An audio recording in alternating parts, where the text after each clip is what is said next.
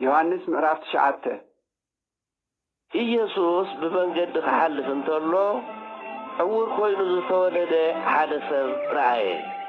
ደቀ መዛሙርቱ ድማ መምህር እዚ ሰብ እዚ ዕውር ኮይኑ ዝተወለደ ብናይ መን ኃጢአት እዩ?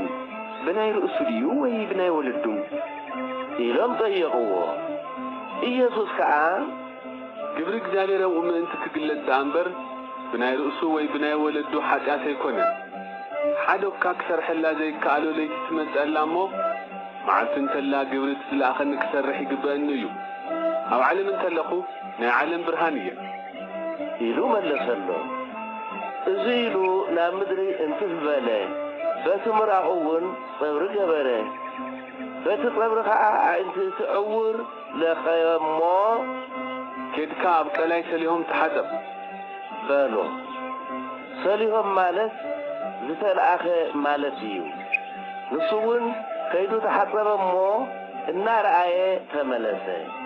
እቶም ጎረባብቱን እቶም ቅድም እንትልምን ዝርእይዎ ዝነበሩን እዙይ ዳ ካብ መንገዲ ተቐሚጡ ዝልምን ዝነበረ ዶ ይኮነን በሉ። ገሊኦም ንሱ እዩ በሉ። ገሊኦም ከዓ ንዕኡ ዳ እዩ ዝመስል እምበር ንሱ ይኮነን በሉ። ንሱ ግና ኣነ እየ በለ። ስለዚ ንሳቶም ከመይ ኢለን ደኣ ኣብ ዓንቲኻ ትኸፍታ በልዎ። ንሱ ከዓ እቲ ኢየሱስ ዝበሃል ሰብ ጸብሪ ገይሩ ዓይንተይ ለኽዩ ናብ ሰሊሆም ኪድ እሞ ተሓፀብ በለኒ። ከይደ ምስ ተሓፀብኩ ድማ ረኣኹ ኢሉ መለሰሎ። ንሳቶም ከዓ እቲ ሰብኣይቲ ከ ኣበይ ኣሎ በልዎ። ንሱ ድማ ኣይፈልጥን በሎ። ሽዑ ነቲ ዕውር ዝነበረ ናብ ፈሪሳውያን ወሰድዎ። እታ ኢየሱስ ጸብሪ ገይሩ ኣዒንቱ ዝኸፈተላ መዓልቲ ከዓ ሰንበት ነበረ። ስለዚ ፈሪሳውያን ከመይ ኢሉ ከም ዝረአየ መሊሶም ጠየቕዎ። ንሱ ድማ ጸብሪ ኣብ ዓይንተይ ይገበረለይ ተሓፀብኩ እሞ ረኣኹ በሎ።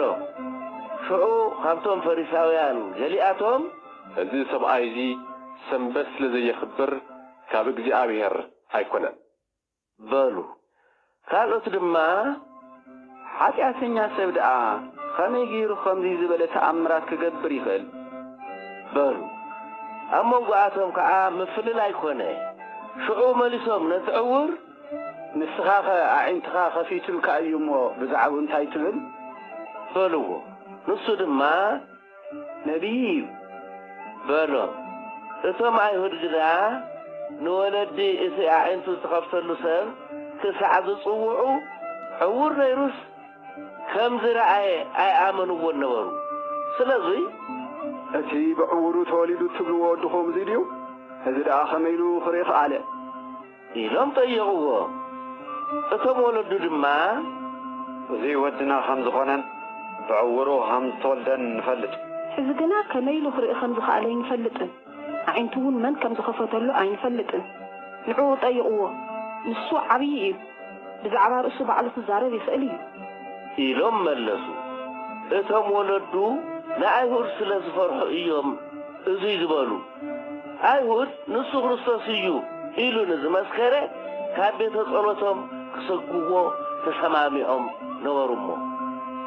ስለዚ እዮም እቶም ወለዱ ንሱ ዓብዪ እዩ እሞ ጠይቕዎ ዝበሉ።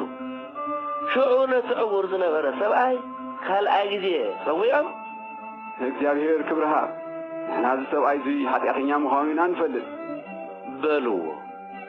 ንሱ ድማ መሊሱ ኣነስ ሓጢእ ከም ዝኾነ ኣይፈልጥን። ዕውር ከም ዝነበርኩን ሕዚ ግና እርኢ ከም ዘለኹን እዛ ሓንቲ ነገር እዚኣ እየ ዝፈልጥ በሎ።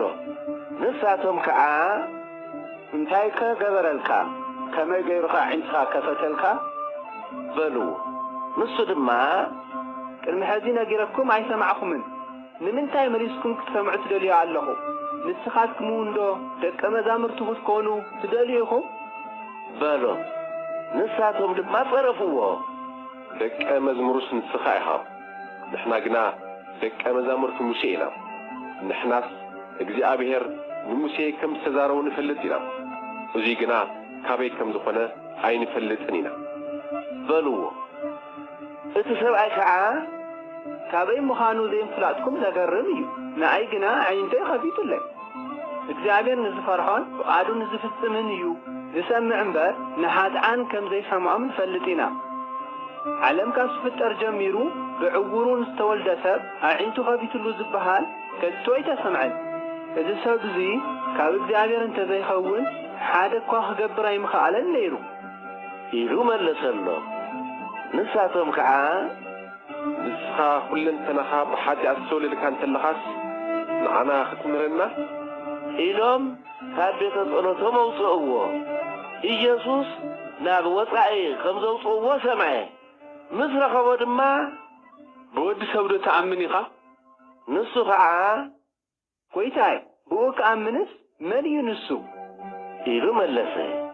ኢየሱስ ድማ ርኢኻዮ ኣለኻ እዚ ሕዚ ምሳኻ ዝዛረብ ዘሎ ንሱ እዩ በሎ ንሱ ከዓ ጐይታ ኣኣምን እየ ኢሉ ሰገደሉ ኢየሱስ ድማ ኣነ እቶም ዘይርኡ ምእንቲ ክሪኡ እቶም ዝርኡ ከዓ ምእንቲ ክዓውሩ ንፍርዲ እየ ናብዚ ዓለም እዚኣ መፅአ ዘለኹ በለ ካብቶም ምስኡ ዝነበሩ ፈሪሳውያን ገሊኣቶም ነዙይ ሰሚዖም ናኸ ናዲና በልዎ ኢየሱስ ድማ ከዓ ምእንቲ ክዓውሩ ንፍርዲ እየ ናብዚ ዓለም እዚኣ መፅአ ዘለኹ በለ ካብቶም ምስኡ ዝነበሩ ፈሪሳውያን ገሊኣቶም ነዙይ ሰሚዖም ናኸ ዕውራት ምዃንና ዲና በልዎ ኢየሱስ ድማ ዕውራት እንተትኾኑስ ሓጢኣት ኣይምኾነኩምን ነይሩ ሕዚ ግና ንርኢ ኢና ትብሉ ስለ ዘለኹም ሓጢኣትኩም ኣባኻትኩም ይነብር ኣሎ